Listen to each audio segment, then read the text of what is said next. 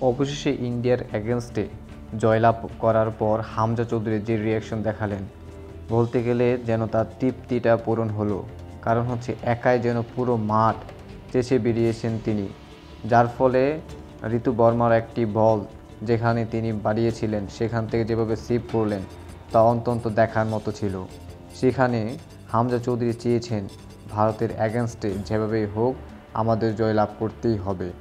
একজন প্লেয়ারের কতটুকু ডেডিকেশন থাকলে খেলার প্রতি পুরো মাঠ চেষে বেড়ানো যায়, যার পরিপ্রেক্ষিতে জয়ের পর তার সাফল্য, তার হাসি মুখ দেখা গেল।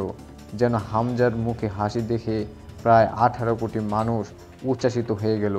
হামজার যেন ম্যাচ জয় নয়, যেন এক বিশাল প্রাপ্তি পেলেন।